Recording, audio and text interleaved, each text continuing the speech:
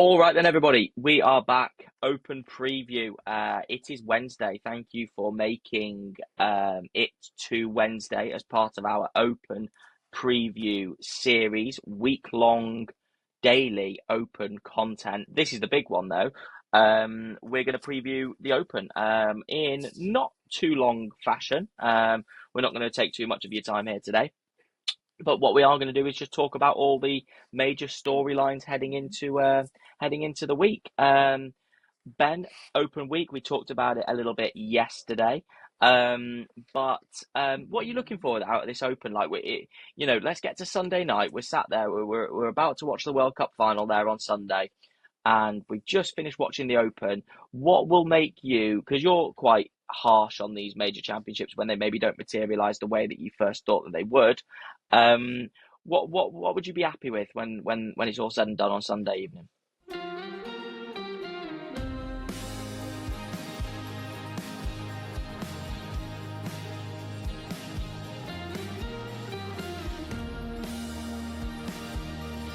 I think it's difficult, isn't it? I mean, you want to have an entertaining Sunday where there's more than two or three players in the mix. The Open, I always think, cuts down to only a few players really in the mix.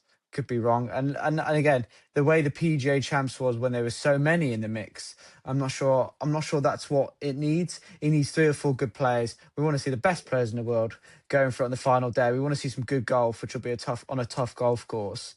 And we want to see hold, we want to see putts hold, we want to see emotion, and we want to see something. We want to see it, basically. Yeah, absolutely, absolutely. No, I agree with that. I think meaningful golf coming down the stretch, I think is what we're all tuning in for. At the end of the day, it's up that 18th hole, that par four, which plays as a par Mm. five for the members over there at Birkdale, up the hill, left to right. We want to see someone hanging on to a lead. We want to maybe even see a draw coming up the stretch. Who can get those final few swings dialed in and as accurate as possible on that firm, bouncy links turf. And I think that if they're the biggest players in the world as well, even better for us. Speaking of biggest players in the world, we're going to talk about all of them going into this week. We're going to talk about them as much as we can. There are going to be players that we miss out, but we're going to touch on them as much as we can because Ben wasn't here to talk about, and we didn't properly review the Scottish Open, which happened finished just over 24 hours ago now, as we record this. But someone did finish more than 24 hours ago at that tournament, and that was Scotty Scheffler because he didn't play the weekend. And he famously has not missed a cut in, I do not have the stat, which is very, very stupid of me and unprofessional of me because there is a number and it's a very, very impressive number. But it's been ages since Scotty Scheffler's 144. missed a cut, and he missed. It cannot be. It might be the record, but there's no way he's 144 times. There's no way that's the record, is it? No, There's no way that ignore that's what that. Scheffler was on. Yeah, No, there's no it's, way that that's the record, lad. shall I have a look? Let I me have a think look. Go on, have a look because Scotty Scheffler does not miss cuts. Unless it's last week at the Scottish Open, which obviously he did do. Oh, Whilst so, Ben's looking at, go on. so I've got it. Scheffler had 72. The record was 142 from Tiger.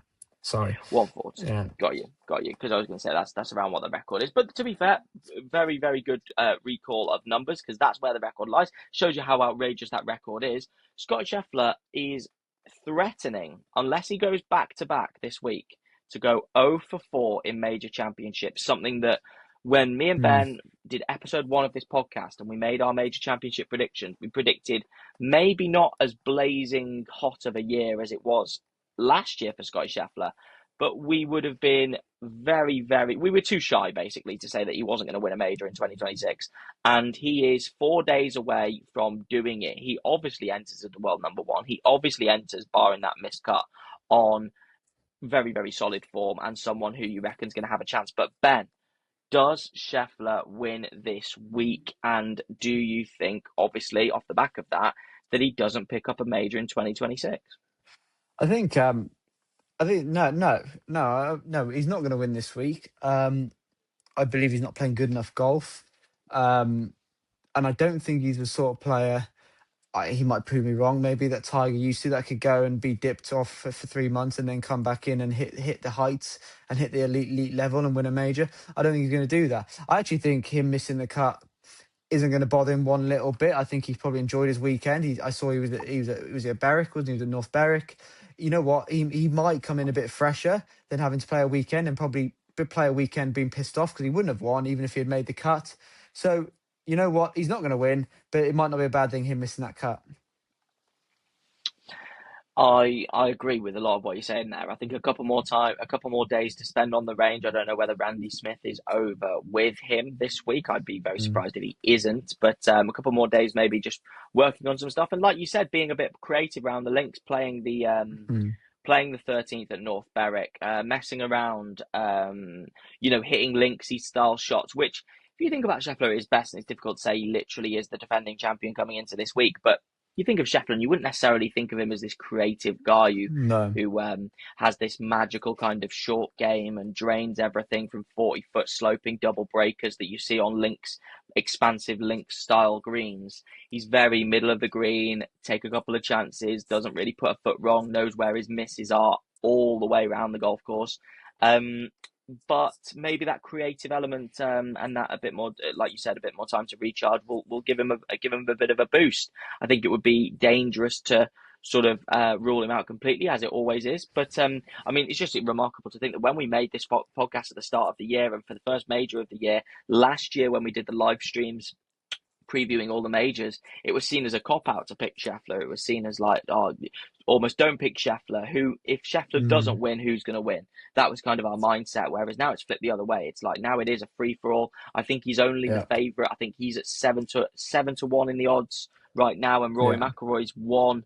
I don't know what you call that, one whatever behind him at 8-1. So he's only narrowly behind him in the odds. And again, at the start of the year, that was drastically different. So yeah, does Scheffler win this week, guys? Let us know. We think Mm. not. We'll give you a bit of a sneak preview into our predictions because I haven't picked Scheffler and Ben hasn't picked Scheffler either.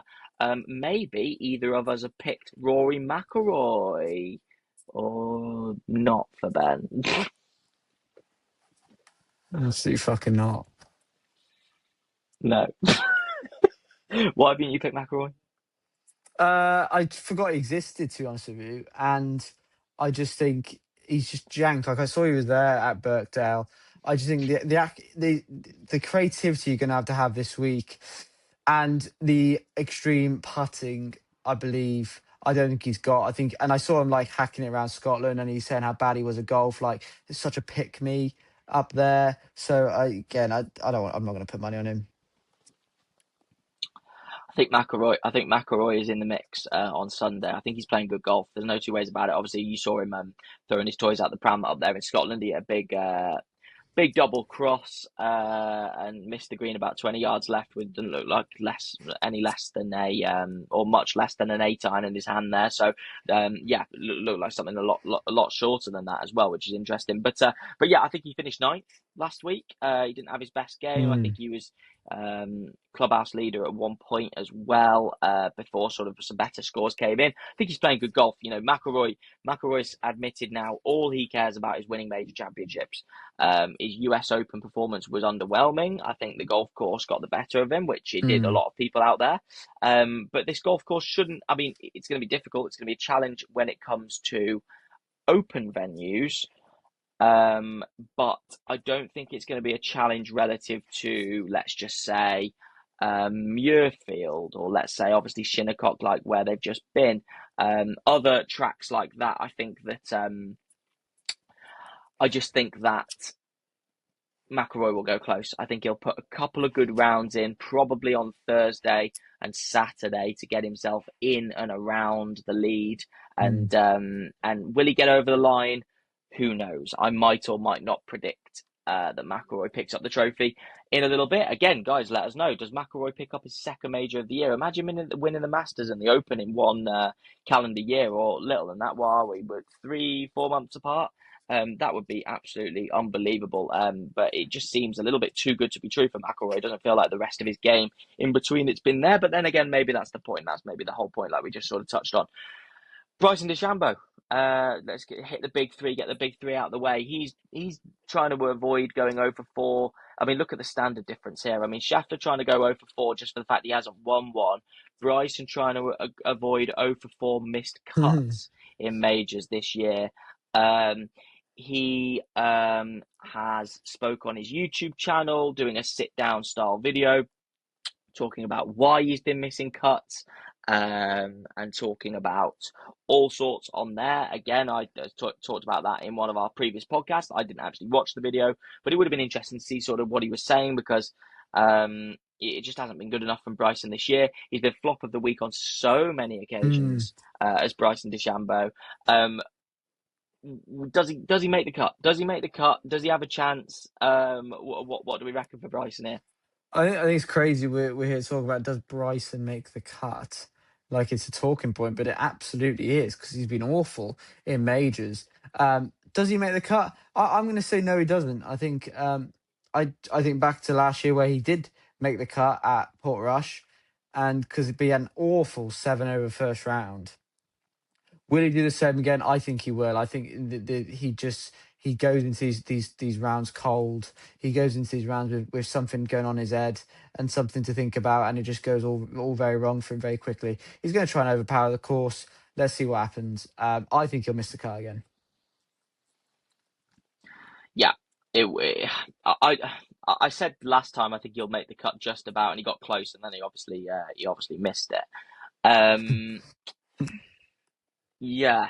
I just got no feel for Bryson's game. I've got no feel for where Bryson's No. at mentally. I think before the PGA, I think he released a video on his YouTube where I think he missed about 3 3-footers on his YouTube, but telling me about how he's sort of got dialed with his putter and he's got custom fit and he's feeling really good, and then he ended up missing like 3 3-footers, and that video literally came out just days before he teed it up at the PGA, and then obviously just absolutely awful. You look at the course design, you look at the way it's going to play, it's firm, it's fast. Bryson's going to want to hammer driver a lot of the time. He's going to have to control his ball flight if it's windy. These are things that Bryson does probably not want to do. And for that reason, you fear for him. But Yeah. I kind of want to go the reverse. I think just when you doubt him, Bryson might have one final hurrah up his sleeve for 2026. I think that he'll be very, very driven to try not to become basically a meme for us on the podcast and the rest of the golfing world, and go for a miscut. So Bryson DeChambeau, I think he makes the cut this week. I think he has his best major performance of the year, off of no logic whatsoever. I think he has a better week than usual, and I've been higher on Bryson every single time this sort of calendar this year. I picked him for the Masters. That's the worst pick all year. That's got to be the worst pick all year. And then I said I think he'd make the cut at the US. He didn't, and I'm saying that I think he'll have a solid week here. So the table is set for Bryson to let us down. Let us know if you're picking Bryson to at least have a good week or make the cut this week. The final little talking point, the storyline, my favourite storyline of the week. Tommy Fleetwood.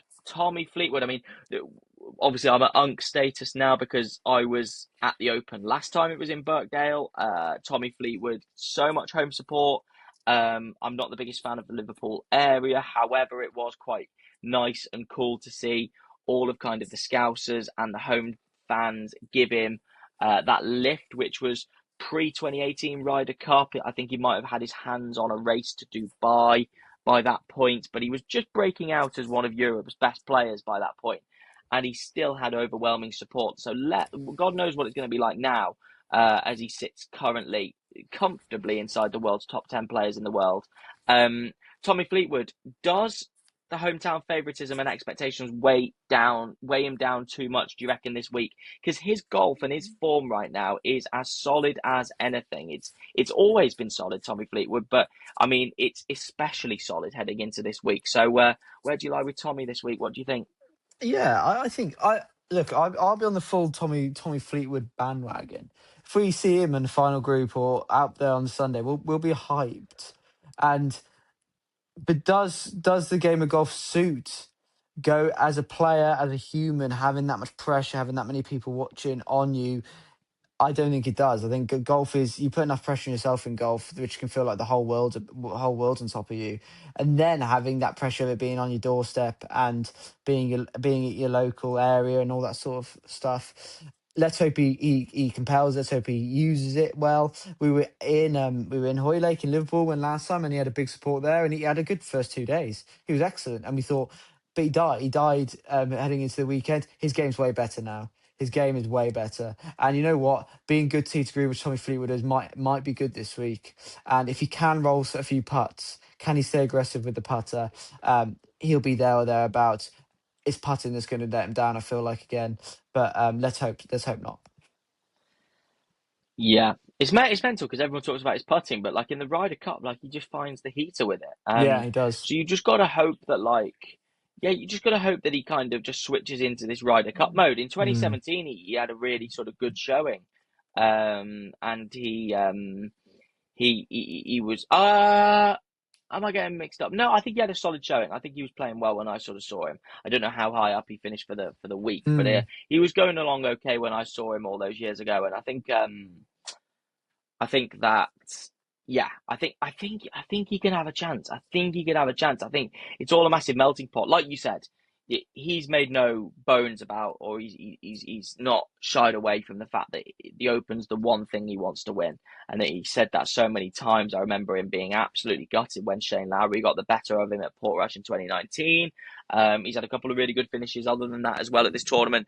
I think you look on paper at what sort of a player is going to win the Open, and you end up at Tommy Fleetwood. But then again, maybe you don't because it's that lag mm. putting, it's those big expansive greens that we spoke about a moment ago with Scheffler. Is he going to hold up under that pressure? Is he going to make sure that his putting stays clutch when he has those 8 foot putts, when he misjudges the weight on those 50, 60 footers? Is he going to be able to hold those down the stretch on Sunday? Who knows? We're going to find out.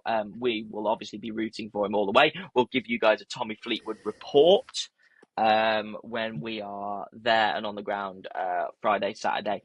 We'll do our best. Hopefully, he's there on Saturday. We'll do our best to follow Tommy Fleetwood and see if he can bring the claret jug home. I'd be so keen for that because I'll come on to my prediction in a moment. But we spoke about what happens at the Open yesterday podcast. We talked about some of the past winners there, the past champions. It isn't always the sexiest player who picks up the Open Championship, and that's something that we've probably got to look at and be wary of when it comes to Fleetwood because he is breezy with it. He knows how to kind of get the crowd going and get everybody on his side. So it'll be interesting to see if he can get over the line. Those are some of the main runners and riders that I wanted to talk about. 4 players that I think that everybody should be keeping their eye on going into this week. We will talk about our prediction in just a moment. We're just going to touch on what happened at Birkdale last time. Jordan Spieth picked up the victory. He did so from Matt Kuchar, who pushed him all the way up that 18th hole. Famously, the Spieth heroics. He hit it on the driving range, about 3 holes right of the 12th hole, I want to say it was, on Sunday. Absolutely incredible. Made the putt from the front of the green, famously pointed to Michael Grella saying, get that out the hole. This was prime Spieth. It was Spieth, or it was unbelievable kind of Mm. momentum that he carried into that tournament.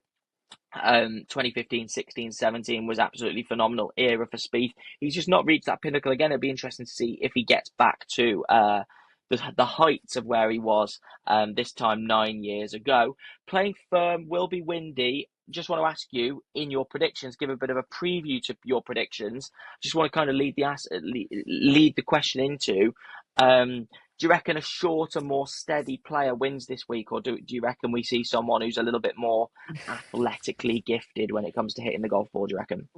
I mean, my two main picks, I will just give you one. Not now, I mean, but I'll give you one when it comes around to it. Is a player that I think can do everything and who is good teetering, but can hit it a long way. There are players that are like that, but I've been looking through the field and thinking like, who is this player? This under the radar player is just going to come up and be so good teetering and going to win.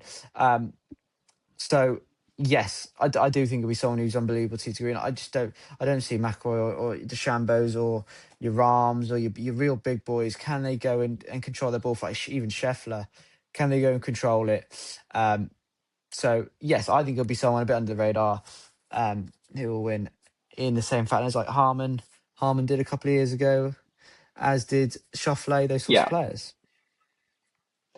You know what? Like the Open, like I saw an edit of this guy the other day, and I was just like, it's just so funny. Like people making edits of it, but that's the point. But like, Zach Johnson won in 2015. Like, Mm, we spoke about it yesterday's podcast. Ernie Els, Darren Clark, Phil Mickelson, a little bit different, but Ernie Els, Darren Clark. These players will have a go. Tom Watson gave Stuart Sink a run in mm, 2009. I think he was like 60 or something. I mean, mm, it's absolutely incredible, sort of the stuff mm. that you're seeing out here in these Open Championships. It levels the playing field. It rewards course management. It rewards precision, patience, um, all of the above. And I think that it is the Open in the greatest sense because it's probably the most open major that we play all year when it comes to who can win and why. Um, so we're going to give you our reasons to basically pick a few players now because we basically off the back of that explanation, we should have a chance with almost anybody that we pick. Mm. However, me and Ben have put a little bit of thinking into our picks. As always, when it comes to major predictions, we are going to give you an outsider, so someone who's outside 50 to 1 with the bookmakers. Weirdly, I've seen less players than ever inside 50 to 1 with the bookmakers. It feels like there's only Really? about 12 players that are short. Yeah, I don't know why, but it feels like there's only about 12 players that are shorter than 50 to 1. So obviously that lends itself to a headline at the end of the week with a potential upset or an outsider coming in clutch. So, tell you what, I'm going to go first with my outsider. I'm going to lead the way. But here's my pick for the week. This player is really, really solid. Spends a lot of time on the DP World Tour, at least did do, and he's now on the PGA Tour significantly more. I think I picked him a few weeks ago for an event as an outsider or someone to maybe keep an eye on. This person's always struggled with their putting, and when his putter gets hot, I feel like he is going to be someone to watch out for. He set the tone early on last week in Scotland. He got off to a really, really good start. I think he was the leader after round one. He's doing a lot of work with Mike Kansky on his putting. He's changed to his claw grip. And you look at his stroke, I think his stroke is absolutely fantastic. So I really find it strange that he's struggled with his putting in the past. But my outsider is going to be home favourite or home player, Jordan Smith. I'm going with Jordan Smith, someone to have a randomly good week. I mean, you think back to Troon a couple of years ago, Dan Brown, Mm. the week that he had. I mean, Dan Brown struggling with his game at the moment. He's not teeing it up this week, but Dan Brown, anybody can tee it up and have a really, really good performance at the Open. Especially when it comes to home favourites. Matt Jordan, Hoylake, Royal Liverpool, when we were there a couple of years ago. These players will have good weeks. And I think Jordan Smith as an each way bet, top 12, or maybe even you want to be a bit more conservative with a top 20 finish. I think he's Mm. definitely good money. What do you have for an outsider, Benjamin? Outside a similar DP World Tour player, um, in the top five in the DP World standings, he's won twice, and if I'm not mistaken, he won back to back in his home country. Uh, South African loves an Open win. Gary Player loves the Open. Ernie Els, Louise Hazen, to name a couple, have won this championship. I've gone with Casey Jarvis, and I just think I could just see him lurking. That's all I'm going to say. I can see him lurking. He's a good player. And I do like, as you say, a DP World Tour player who will come and have a go. You think about last year, and if I think about last year, and then I think about the last time we were at Birkdale, Hang Yeah. Tong Lee went well. Hang Tong Lee, I mean, I nearly just picked him, but Hang Tong Lee, I mean, he struggled last year with Scheffler in the final group. Hang Tong Lee in the final group this year struggled. I mean, what he did on 13, if you remember from the Masters this year, was crazy. But yeah, sorry, going off track. Casey Jarvis. Yeah, yeah. Casey Jarvis, there's a few players, South African players, that you need to watch out for from the DP World Tour that are playing this week that have obviously had exceptional years. Mm, Casey Jarvis being one of them, Henny Duplessis and Jaden Shaper or yeah. Sharper. They're all playing this week, so definitely people to watch out for. Just worry that maybe they sort of excel on more Parkland-based courses, but I mean, let's even go back to what's the lad that you really like? Big fader with the golf ball, massive South African guy. What's he fucking Oh, called? freaking he went well, didn't he? Oh, I like him as well. What was that a couple of years ago? Yeah. Um, but I can picture him. goodness me. Yeah, so could I. Goodness me, forgot his name. Golf podcast, forgot his name. Big South African, fade with a golf ball. What the hell is his name? Well, I'm going to give my because I'm completely blanking. I am going to give my pick for my sleeper now, which is to someone who's not getting talked about, who has definitely more than a good chance this week. In my opinion, my sleeper pick this week is going to be Min Woo Lee. Min Woo Lee, second at the Scottish Open. Obviously, he's coming in hot form. Min Woo Lee, Yeah, famously, when we rocked up to St Andrews in 2022 and we made our picks, and I picked one of the Højgaard brothers who wasn't even playing.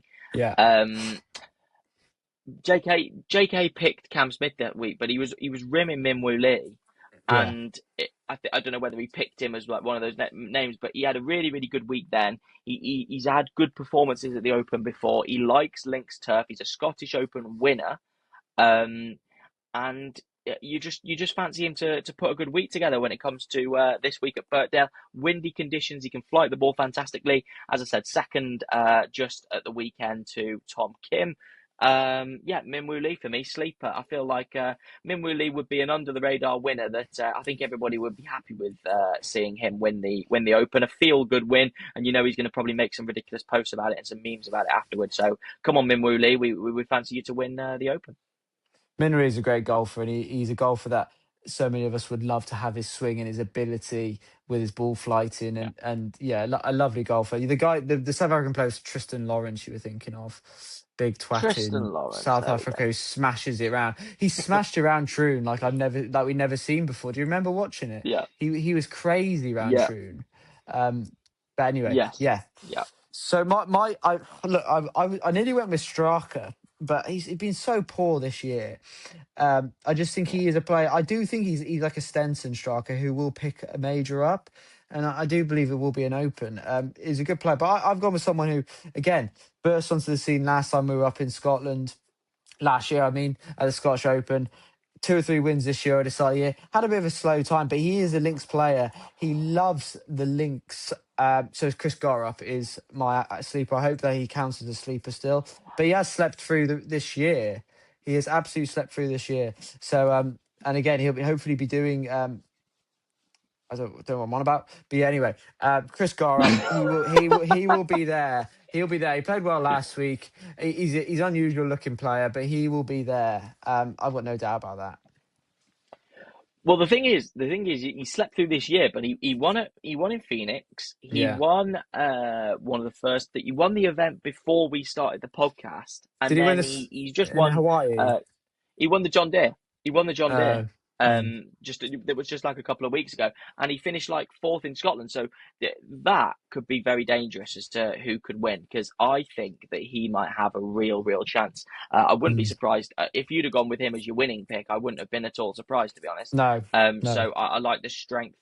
I like the strength of the pick that you've made there.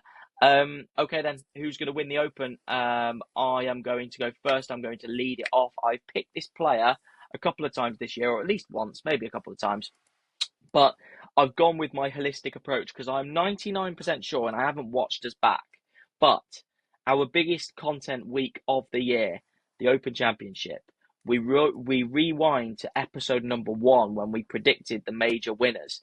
And Hmm. I am sure that I picked this player to win back then on our first episode. He's in good form. He can't seem to win for fuck, but I'm going to keep backing him until he actually wins, because the golf gods are going to look down on Sam Burns this week. We're going to get another American boring Don, but American Sam Burns, we're going to get a Sam Burns win. He's going to pick up a major. You think about Southern American winners, Jordan Spieth being one of them, Texas native. Sam Burns, I'm pretty sure, is from Texas, or at least he's from Oklahoma. Either one.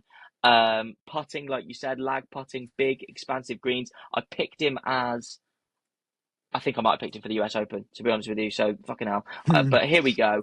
Sam Burns, all aboard. Let's see if we can get a win at the Open. He's my pick. By the way, just more instead of let's get it done, all that and that sort of bollocks. He's coming off 4 top 20s in a row. And like we said, he narrowly missed out on pipping Wyndham Clark to the US Open just a few weeks back. So come on, Sam Burns. Let's get on the heater. Ben, what about you? Sam Burns, yeah, I'd love to see Sam Burns win. I think he's a good guy, great part of the ball. Um, Yeah, he'd be very probably pick. I've sort of got. I originally went down the similar route of that. Went down the American sort of player, but he's had a bit of an off season, so I was going to go Cam Young because I just think he will win a major. I just think he's too good, but he's gone too quiet, which might be a good thing. Anyway, I'm going to go for someone from this country, which is rare for me to pick. I think we're due another European winner. I think we're due an English winner. It's not Justin Rose, someone who's been unbelievable this year. He's got the game for the Lynx. We know that his brother's going as well as him, but this guy, he turns up in the big moments, and I really do think he does do that. And he will think his way around this golf course. And if he gets his putter going, so I'm going to go Matt Fitzpatrick again. I picked him. I think I picked him for the Masters, but I do just Yeah, believe yeah. he will do. I think he'll win another major, and I think he'll win this week. I'm quite confident on that. Very good. Very, very good. Like it. Like it a lot. Yeah, we've picked players who we've picked before, but we're on the train. We are going to stick with these players. We're loyal to them. Those are our open picks. We hope you guys enjoy those picks. You understand why we've picked them. And hopefully they might win you a little bit of money if you fancy Mm. taking our word for our picks this week and putting a little bit of your hard-earned money on the golf this coming week. The last little prediction we're going to make. What do you reckon the winning score is going to be? Good question. Nine under. Ooh, that's low. I'm going 14. I'm going 14. It's not. I think the 14 under gets it done. To be honest with you, I think I've had Mm. that number in my head the whole time. You think it's going to play a lot harder than me, or I just think that these players. I'd rather be on the side of it being lower than I think, rather than see someone shoot like 9 under on day one and start to shit myself. So yeah, Yeah. I'm gonna go. I'm gonna go with 14 under. That is important for those of you guys who are entering my giveaway. Ben might not know about this, but my lesson giveaway, Ben might not know about this by the time, right now as we're recording it, but by the time this goes out, hopefully you guys have seen my lesson giveaway. All we need from you is a correct winning prediction and a correct winning score prediction. And if you are yet to put in your entry, as I said, Ben's gone with 9 under par. I've gone with 14 under par. Hopefully that helps you and educates you as to what you are going to pick. We're going to leave it there then. The Open preview is out of the way. That's our final major preview of 2026, done Mm. and dusted. The good news is the content is not going to slow down. We are going to keep it coming. Me and Ben are going to be at the golf Friday, Saturday. We're going to be doing stupid stuff. We're going to be reporting back. We're going to be acting like probably immature kids. And we're going to hopefully show you as much of it as we can without losing too much of our sort of dignity and respect amongst all you guys, members of the public. And yeah, we hope you guys enjoy the content. We hope you guys enjoy the golf. We will catch you tomorrow for a day one review of the Open Championship. But until then, we'll see you then.